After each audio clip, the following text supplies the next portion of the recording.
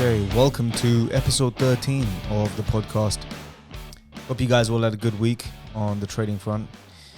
Now, for me personally, the week after a big festival like Cheltenham or Ascot or Grand National is usually a bit of a downer.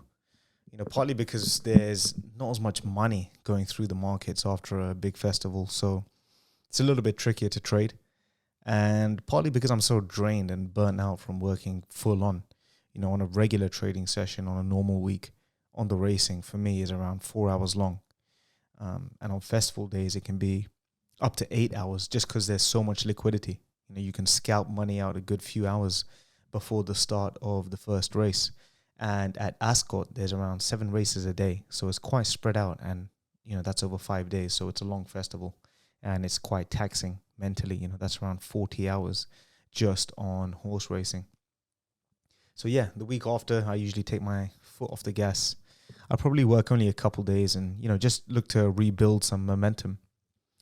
And I can't recall a single week after Cheltenham or Ascot where I've made more than I did during the actual festival. I was just going through my results earlier as I was, punching them in on my spreadsheet and looking at previous years. I can't recall a single week after a big festival where I make more money, for the obvious reason being that festivals are the most profitable.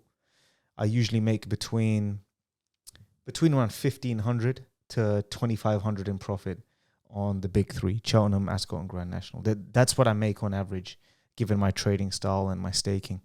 And on a regular week, it's just not possible to pull in those sort of numbers on a consistent basis. But having said all that, this week was rather an anomaly for several reasons. The main one being that I out-earned Royal Ascot.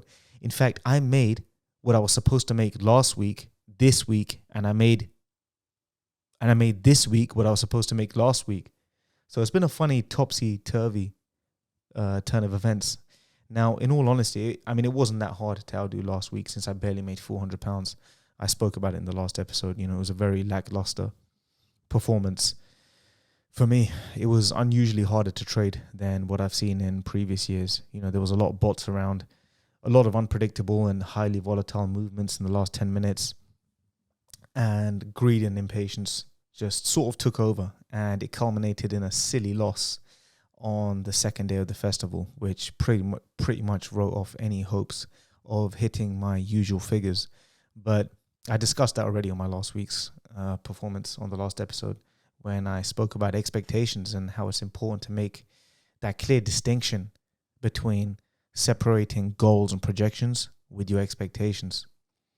It's okay and it's perfectly reasonable to project what one can possibly make or possibly achieve. But it's totally different and potentially detrimental to have expectations. And just that very nuanced distinction, just a simple mental adjustment by separating the two can make a whole world of difference, as it did last week. So last week I was planning on only trading Friday, Saturday, and Sunday racing. Last Sunday there was over 50 races, I think. So there was just crazy action going on, lots of overlapping races. So I was projecting, going to make a good conscious effort to refrain from using the word expect from now on. But I was projecting to pull in around 300 to 400 quid, over the weekend. Sorry, including Friday. So over 3 days, I was looking to pull in around 300 to 400 pounds. That's what I figured I could make, given my trading style and given the tracks that I was going to trade. And long story short, I ended up making over 800 quid just off the racing. The markets were just so easy to read and to trade, and they were super liquid. So, I just made a killing off of it just off those 3 days. And I was also trading the cricket. It was the last match of the England-New Zealand Test Series. The reason why I'm not including that in my week's profit is because the market settles today. Today is in Monday, but still I was trading it all of last week, and I made $1,000 off of that too. It was an awesome back and forth, ebb and flow sort of game. And I got myself into a really good position really early on in the match. I think I was around $1.5 up at one point during that incredible bowling spell by New Zealand in the second innings. England were, they were scuttled cheaply, 55 runs for 6. New Zealand were just absolutely all over them. Trent Bolt was running just right. He got his line and length perfect. The ball was swinging. And then out of nowhere, England's debutant, Jamie Overton, almost scores a century and gets like a 200-run partnership with Johnny Bairstow. And New Zealand odds went from around 1.4 to as high as 6-1. So I held on to my position a bit too long, and it cost me some money. But I felt like it was the right play to make. It was just a bad break for me. I mean, how on earth was I supposed to know that a debutant would do well under that sort of pressure? But it was a good game all in. I nicked a grand off of that game, and it's been a really profitable Test series. This one, it's just and it's fantastic to see England finally turn their Test form around after the pasting we took in the Ashes, and getting a 3-0 series win against the best Test team in the world. They were all close games, but England just found another gear. So credit to McCullum and the team. This is really going to be really good for us going forward. So there's that. And then there was the golf, which I closed out on Sunday. So I wasn't even planning on trading the golf. I just flicked it on just to watch it while I was eating dinner. But I spotted a really good chance. So what happened was I ended up only making £200 off of it. But this is how it went. So it's the final day. It's Sunday. And the leader, Xander Schauffele, he was only leading by, I think, 1 or 2 strokes at this point, and he was trading at around 1.5. And the guy who was behind him, he was 2 shots behind at this point. His name is Sahith Theegala. He's this Indian-American kid. It's his rookie year. But I've watched enough of him, and, he's gravy. He's got laser-like iron play. He's 6'3", he hits it far. And he's just got a great attitude on him. And the thing is, when it comes to golf markets, I trade the golf quite a bit. When it comes to golf, when there's a rookie who's, a couple of shots off the pace, the market really overlooks them, and they really, they give too much weight to the player who's, more seasoned and, who's higher ranked. And so in this case, Xander Schauffele, who's a world's top 20 player, he was at 1.5. He only had a 2-shot lead, and the rookie, Sahith, was around 10-1, which was just absolutely outrageous. And, he was setting himself up really nicely for birdies coming down, halfway through his round after the front nine. So I backed him at around 10-1, I think, 9-1 or 10-1. And I laid a bit of money on the leader, who was playing very average. He was playing very mediocre on the final day. He was just, trying to capitalize on others' mistakes. He wasn't trying to run away with it. He was just trying to make pars. His iron play just wasn't dialed in on the final day. Anyway, long story short, I backed the rookie at 10-1, and he ended up leading by 1 stroke coming down the last. All he needed to do was make a par, right? So the last hole was like a 450-yard slight dog leg right par 4, and all he had to do was put it in the fairway. He hits a stock fade, and the hole is just set up for him. So what does he go and do? He goes and pulls it left into a bunker against the lip. It was just the most awkward position. And by the way, his odds were around 1.4 at this point. He'd come in from 10-1 all the way to 1.4. So I made that play absolutely correct. Had he made a par, I'd have been looking at a £1,800 cash out. Xander Schauffele ended up birdieing the last to win it in the end. But the pressure to make a birdie, would have been a lot bigger had Sahith made a par. Anyway, he was at 1.4. He had a really awkward shot to play in. And I'm around, what was I? I think I was around almost £1,000 up. And I should have laid him. I can't believe the market was still 1.4. I could see the shot. It was such a difficult shot to hit. And I should have taken that £1,000 profit, locked it in, and then laid him for another 500 quid. And it would have been the easiest 500 quid because he ended up fluffing it, and he got out of the bunker and made a double bogey to just throw away the entire tournament. So in the space of 10 minutes, he went from 1.4 to 200-1. So, when he got to the green, I ended up cashing out for £200. So I essentially left 800 quid on the table, or 1.5K. Had I played it correctly and laid him on 1.4. So that was a real bummer. But, regardless of that, 800 quid off the horses, a grand off the cricket, another 200 on the golf. That's a £2,000 week. That's what I was supposed to make last week. This was supposed to be a slow week. So I had to laugh to myself because I worked my ass off, during Ascot. Like I said, 8 hours for 8 hours a day for 5 days, only to make £400 off the tournament. I made over £1,000 on the tournament because I made another grand off the cricket. But this week I only traded 3 out of the 5 days of the test match. I traded only, 2.5 days of the racing and just a few hours on the final back nine on the Sunday on the golf. So I did pretty much half the workload of last week and made more money than I did last week. And and such is the nature of this profession. I don't want to make this episode a repeat of what I said last week, but it drives home. I'm driving home the same point.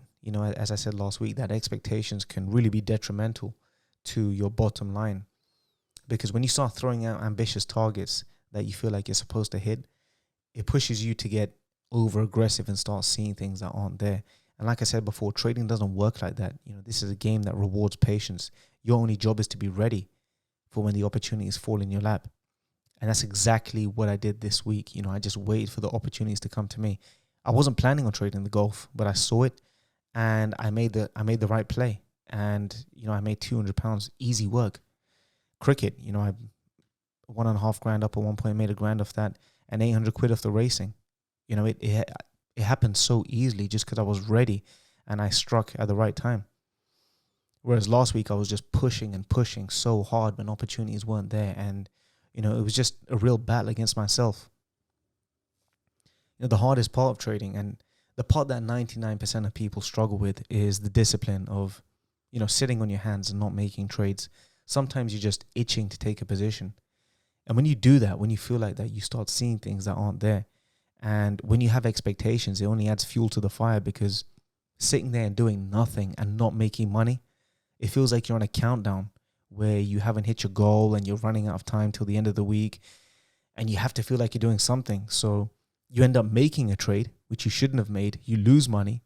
Then there's even more pressure on you. The pressure's built up now because you're worse off than you started, and you have even less time to hit that mythical goal. So that kind of mental process is something I battled with for a long time. And after this week's session, I can see all the more clearly why I failed during last week's Ascot and why I succeeded this week. This week there was no figure in mind. I had an idea, a projection of what I could expect to make, but all the opportunities just ended up falling in my lap because I was ready. I didn't go searching or hunting for them. I let the chances come to me and I capitalized on them.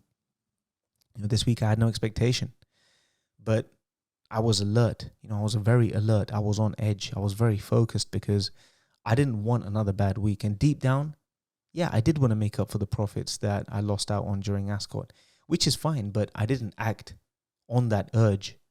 I was super patient and I let the opportunities come to me, which is what I didn't do last week.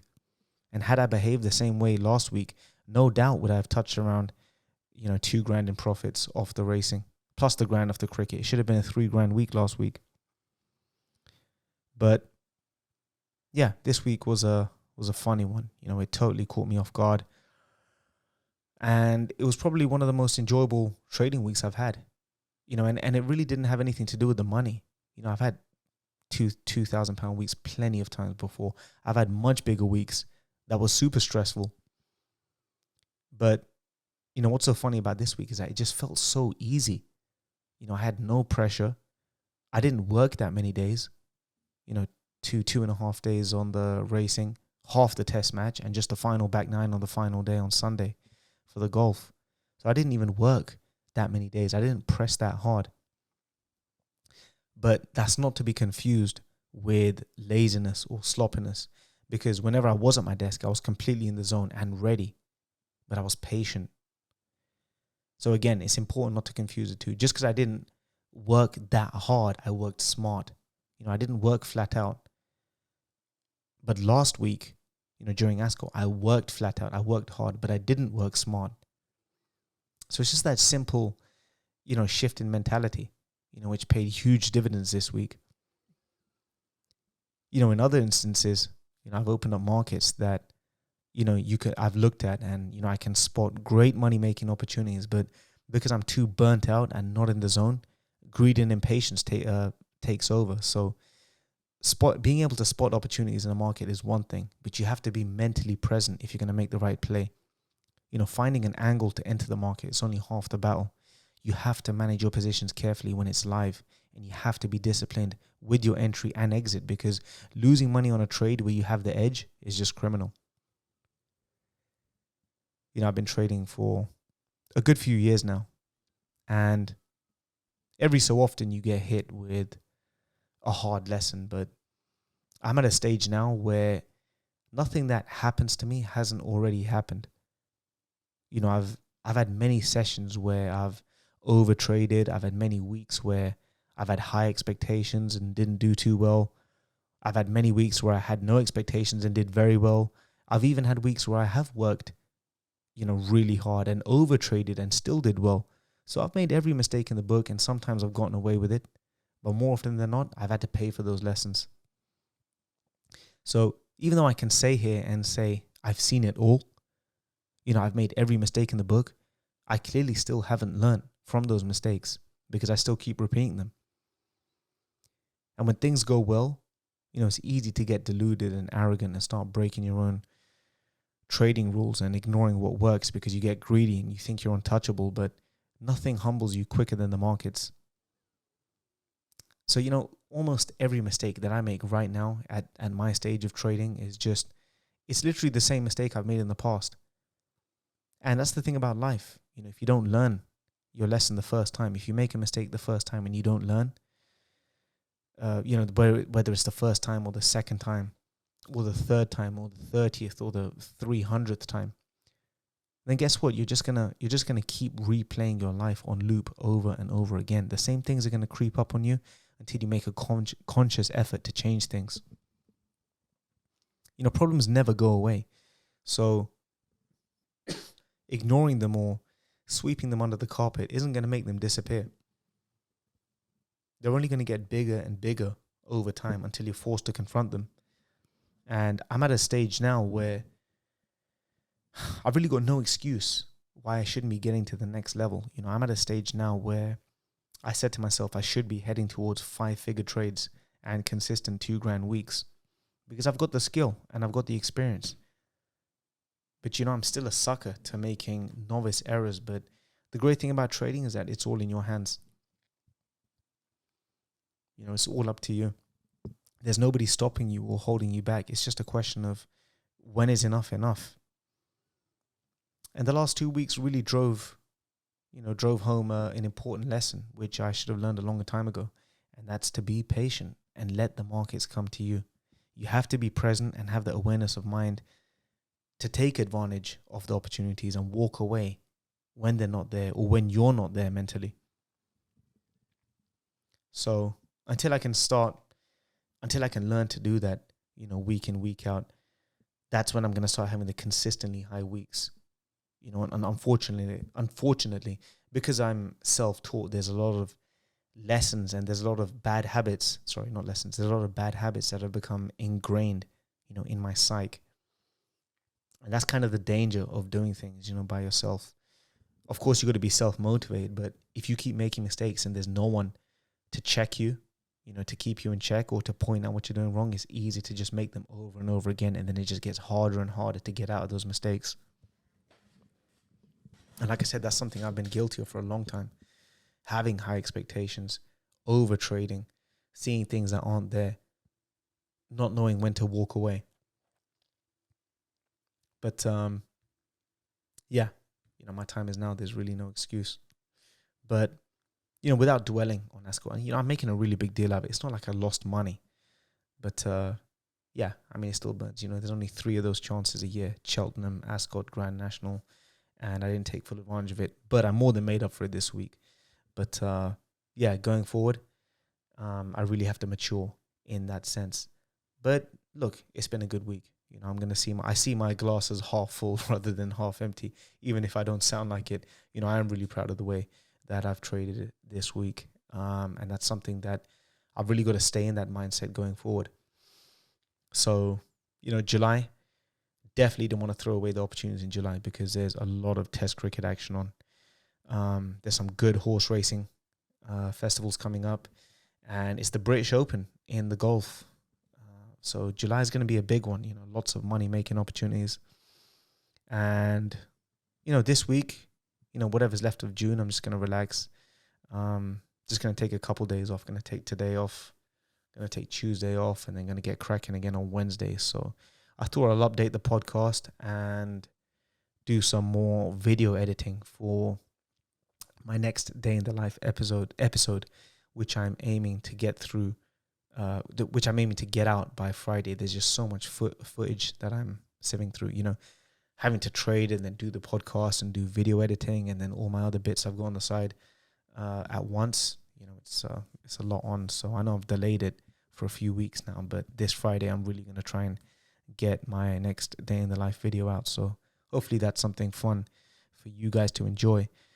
And either next podcast or the one after, I'm going to bring a guest on, a good friend of mine.